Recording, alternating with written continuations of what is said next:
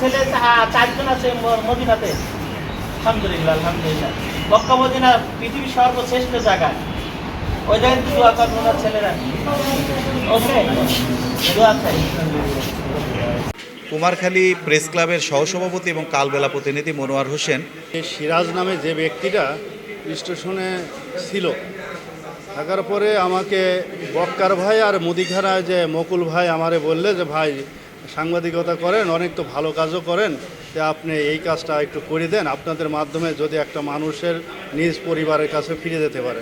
আমি বললাম যে কী হয়েছে ভাই? তো বললে যে বক্কার ভাইয়ের সাথে একটু আলোচনা করেন। আমি বক্কার চাচার সাথে আমি একটু আলোচনাও করি।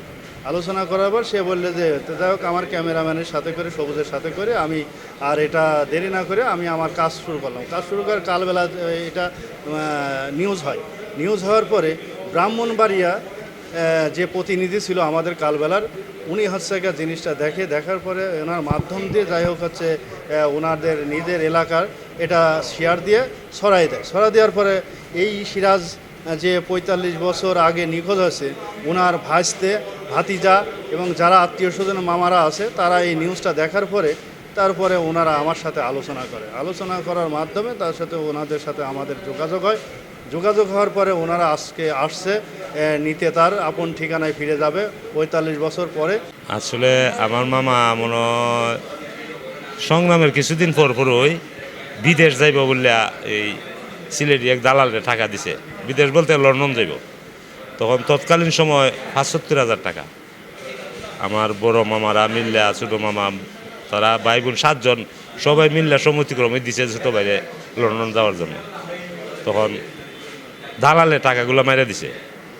মাইরে দেওয়ার পরে সে বাড়িতে আসছে। বাড়িতে আসার পরে বড় মামা কিছু রাগি আছিল, তারা যখন কিছু ধমক দিছে, তখন সে ভয়ে আর টাকা হারানোর সুখে আর দীর্ঘ 45 বছর ধরে আজকে বাড়ি ছাড়া নিখোঁজ। কিছুদিন আগে আমরা ওই একটা নিউজের মধ্যে, কালবেলা নিউজের মধ্যে সংবাদ পেলাম যে আমাদের মামা কুমারখালীতে বেঁচে আছে। তখন আমার খালাতো ভাই সাজান মেরে নিয়ে আমরা ছুটে আসলাম। আইসা তো দেখি ঠিকই আমাদের মামা ইসাক মামা, আমরাও চিনছে, আমরাও চিনছি। তখন ওনারা ভাইয়া আপনাদের মাধ্যমে সহযোগিতায় আমরা কতটুক যে গর্বিত আর কতটুক আনন্দিত, আপনারা সাংবাদিকতার গুণগান প্রকাশ করে আমরা এটার মূল্যায়ন দিতে পারতাম না। আমাদের মামা 45 বছর আমরা ফিরা পাইছি। ওনার নাম মোহাম্মদ ইসাক মিয়া, ডাক নাম হলো সিরাজ মিয়া। এটাই আপনার মনে করুন বাহিরে যাওয়ার উদ্দেশ্যে কিছু জমিন বেচিন 65,000 টাকা বেচে এই জমিনের টাকা নিয়ে দলালে টেন দিছে। দেওয়ার পরে দলালে টাকা মারা দিছে। এমনি আপনার 45 বছর ধরে নিখোঁজ, আর আমরা খুঁজ পাই না। তখন আপনার কালবেলা মনোয়ারা ভাই নিউজ করার পরে এই নিউজ মতে আমরা তারে খুঁজা পাইছি।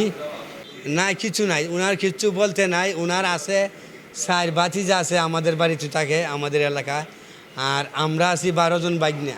তখন তার কি বলতে, তার আর কিছু আত্মীয় স্বজনের মাঝে আমরা খালি 12 জন বাগনা আছি। এই 12 জন বাগনা মিললা তারে আমরা সেবা যত্ন করুম, যতদিন থাকে তারে আমরা লালন পালন করুম। ধন্যবাদ জানাই আমার মনোয়ার ভাই কালবেলা কুমারখালী উপজেলা প্রতিনিধিকে, যার মাধ্যমে এই চাচার সন্ধান হয় তার পরিবার পর্যন্ত, সেই ব্রাহ্মণবাড়িয়ার নাসিরনগরে। চাচা খুবই অসুস্থ অবস্থায় ছিল। এখানে ওই মুকুল ভাই সহ আমার বক্কা চাচা সহ এদের তত্ত্বাবধানে দীর্ঘ 4 সপ্তাহ এখানে আছে।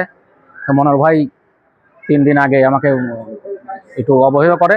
আমি সঙ্গে সঙ্গে ছুটে আসি দেখি চাচার অবস্থা খুবই খারাপ, তার শরীরের কন্ডিশন খুবই খারাপ, প্রেশার একেবারে নেমে গেছে।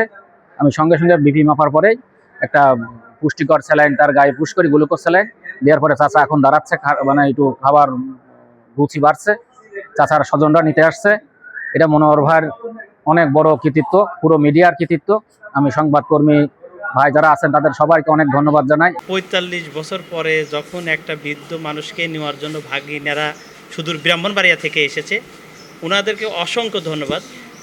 আর এটা জানতে একমাত্র আপনারা যারা সাংবাদিক আছেন এদের মাধ্যমে জানিয়েছে। আমি চাই আপনারা ভালো কাজের সাথে আসেন, আমাদের সহযোগিতা করেন, আমরা আপনাদের সহযোগিতা করি। কুমারখালী রেলওয়ে স্টেশনে এক বৃদ্ধ দীর্ঘদিন মোটামুটি মৃত্যু পথযাত্রী ছিল। ওনাকে সেবা শুশ্রূষা করার জন্য পাশেই আমাদের বক্কার চাচা, উনি সহ কয়েকজন ওনাকে গোসল করানো থেকে শুরু করে, খাওয়ানো থেকে শুরু করে সেবা শুশ্রূষা দেবার পরে ওনার কিছুটা শারীরিক সুস্থতা ফিরে আসে। পরবর্তীতে কুমারখালী প্রেস ক্লাবের সহসভাপতি এবং কালবেলা প্রতিনিধি মনোয়ার হোসেন, সে হচ্ছে একটা প্রতিবেদন করে এই বৃদ্ধের উপরে। ওরা প্রথমে আমাদের সাংবাদিকরা জানতে পারে যে প্রায় 2 যুগ উনি বাড়ি থেকে নিখোঁজ। জাপান যাবার জন্য দালালকে টাকা দেওয়ার পরে, সে টাকা মায়ের হওয়ার পরে উনি বাড়ি থেকে বের হয়, আর বাড়িতে ফেরা হয়নি। বাংলাদেশের বিভিন্ন প্ল্যাটফর্মেই ওনার জীবন কেটেছে। এরপরে এই প্রতিবেদন দেখার পরে ওনার স্বজনরা মনোয়ারের সাথে যোগাযোগ করে এবং মনোয়ারকে জানায় যে মূলত উনি 45 বছর বাড়ি থেকে উনি নিখোঁজ। আমরা তো অনেক মহৎ কাজ করে থাকি, আপনাদের মিডিয়াতে অনেক মহৎ কাজ হয়। তো মহৎ কাজের ভিতরে আজকে যে কাজটি করা হচ্ছে সেই কাজটি হচ্ছে অত্যন্ত মহৎ কাজ। এই মহৎ কাজের এইটা আমাদের পরবর্তী প্রজন্মরা জানতে পারলে তারাও অত্যন্ত ভালো কাজে উদ্বুদ্ধ হবে। গতকালকে আমার কাছে একজন সংবাদ মাধ্যম কর্মী এসেছিলেন উনি কালবেলা থেকে। তো উনি আমাকে এসে বললো যে স্টেশনে ওনারা একজন ব্যক্তিকে পেয়েছেন, তারা বেশ সে অনেকদিন থেকে স্টেশনে আছে কিন্তু তার কোনো পরিচয় পাওয়া যাচ্ছিল না।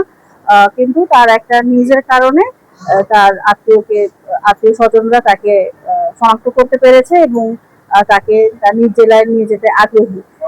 তারই প্রেক্ষিতে মূলত সেই ব্যক্তি, ওনার নাম হচ্ছে ইসাক আলী, ওনাকে তাদের আত্মীয় স্বজনের হাতে তুলে দেওয়া হচ্ছে এবং এটার পিছনে যিনি বড় ভূমিকা পালন করেছিলেন আবু বকর সিদ্দিক নামে একজন জনৈক ব্যক্তি। উনি তাকে প্রথম দেখেন এবং তার সেবা যত্ন করেন। তাকে কিছুটা সুস্থ করার পরে আর আত্মীয় স্বজনদের হাতে আসলে তুলে দেওয়ার আমরা আজকে ব্যবস্থা নিয়েছি। আর আমি বিশেষভাবে আপনাদের সবাইকে, আপনারা যারা সংবাদ মাধ্যম কর্মী আছেন এবং যিনি এই সংবাদটা প্রকাশ করেছে, তাকে আমি ধন্যবাদ জানাচ্ছি যে এভাবে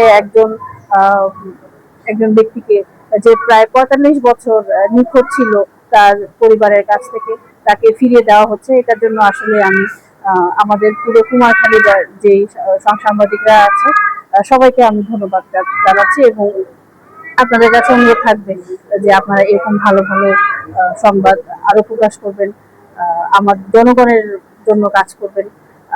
আর যেহেতু আপনাদেরকে আবার ধন্যবাদ জানাচ্ছি, যেহেতু আপনারা তাকে তার আত্মীয় স্বজনের কাছে ফিরিয়ে দিলেন, তার পক্ষ হয়ে আমি আপনাদের কাছে আবার ধন্যবাদ জানাচ্ছি।